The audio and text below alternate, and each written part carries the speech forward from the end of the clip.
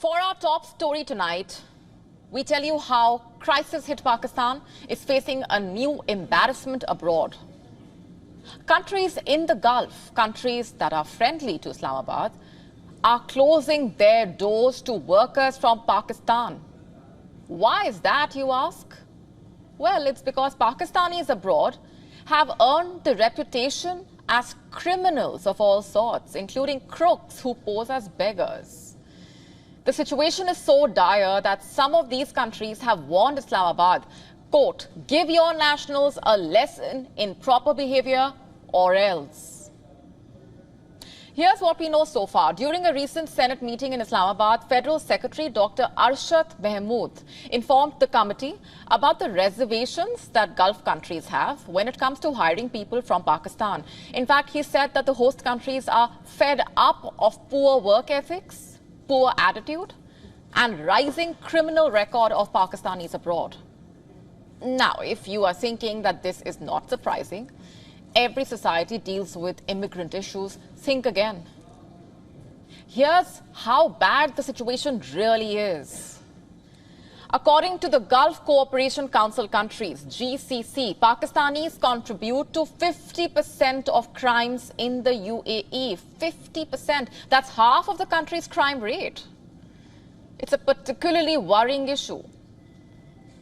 Regarding Pakistani men filming women in Dubai, if reports of inappropriate behaviour weren't enough, there are issues with Pakistanis' work ethics.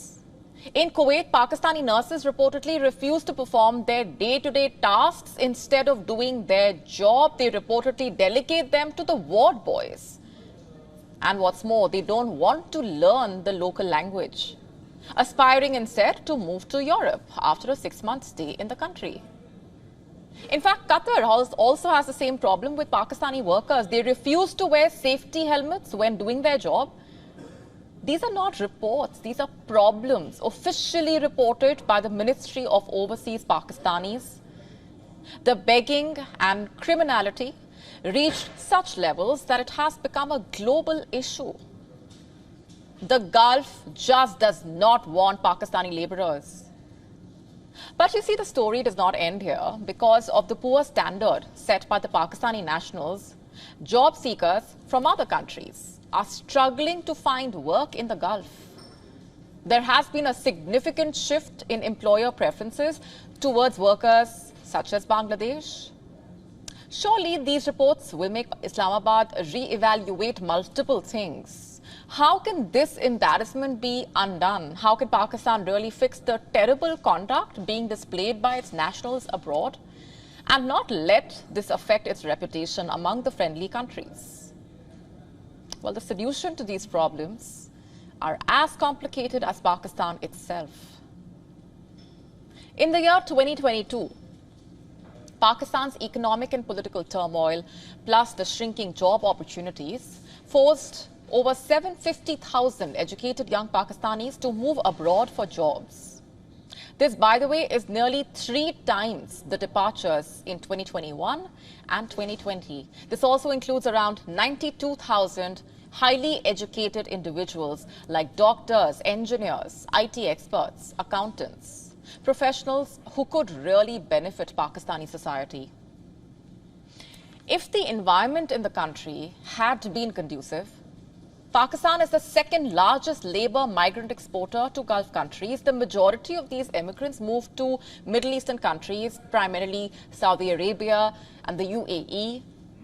Pakistani workers have also gone to other oil-rich countries like Oman, Kuwait, Bahrain, Qatar. In fact, each year, as more and more Pakistanis move to the Gulf, the pressure on Pakistan's local job market is also reduced. But this is a challenge. Pakistan loses out on labour force in this process. And to add salt to injury, Pakistan has gained notoriety for exporting beggars. In September 2023, it was reported that Pakistani beggars traveled to countries like Iraq and Saudi Arabia under the guise of pilgrimage. And here they resort to begging. As per official data, 90% of the beggars who were arrested in Gulf countries were Pakistanis. The problem has gained such proportions that countries like Saudi Arabia and Iraq have requested the Pakistani government to stem the flow of beggars. Now, just coming back to the problem of misconduct among Pakistani nationals, Saudi Arabia has now stated that they will only permit workers to be employed if they pass the tests administered by the National Center for Human Resources Development. Some other Gulf governments are now turning their attention to African laborers. Their labor is also seen as less expensive than that of Pakistani nationals. Now, considering the facts on the ground, the Gulf countries' decision to draw the red line on welcoming Pakistani immigrants should come as no surprise to anyone. Lastly, how does Pakistan plan to deal with the complaints raised by the Gulf countries? The Pakistan ministry is reportedly collecting information on new and open positions across international borders. The Pakistan Prime Minister Shehbaz Sharif has even formed a cabinet committee to handle immigration-related issues. They say that they want people to think Pakistani people are indeed skilled. We are afraid it's too late for that. The damage has been done already. Unless Pakistan fixes the issues at home, band-aids will not fix the deep cuts in Pakistani society. And Islamabad will do well to focus its energy on that before thinking about its reputation. To stay up to speed with the latest news, download the WION app and subscribe to our YouTube channel.